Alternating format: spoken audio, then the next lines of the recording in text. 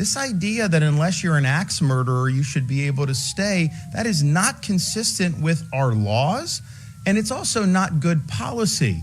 You know, we have different people that are victimized by illegal aliens every day in this country. Not all of them have criminal records at the time. In fact, probably most of them don't.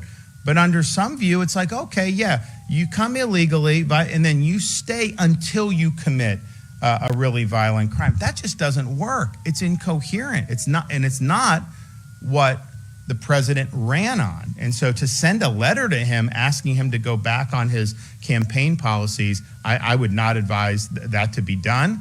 I think the way that we've done it in Florida is a whole host of things, but working with the federal government to help bring more removals to bear when they had limited resources. They have more resources now because they got an influx of money. And so, and you'll be seeing some of that, I think, in play in Florida as well as up across the country. We've got to do that. But then what we've also done in Florida, we've done things to deter people from coming here illegally. You know, Florida has been a top destination for decades for people coming. Well, now what have we done? We've done things like, say, no ID cards, no driver's license for illegal, no, the employment verification. All these different things that have been done have created a situation where, if you're here legally, fine.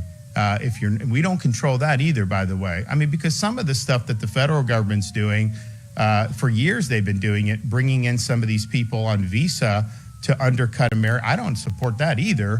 But the reality is as a state, if the feds give you this, then it is what it is for us. So we can advocate a different direction. But when you're not allowed to even be here, why would we want to create a situation like California where you get everything paid for being here illegally? They tax their own people more to pay for benefits for people who are in the country illegally. I think it's insane what they've done. Thanks for watching, liking, and subscribing to The Daily Scan, reporting stories that matter to you.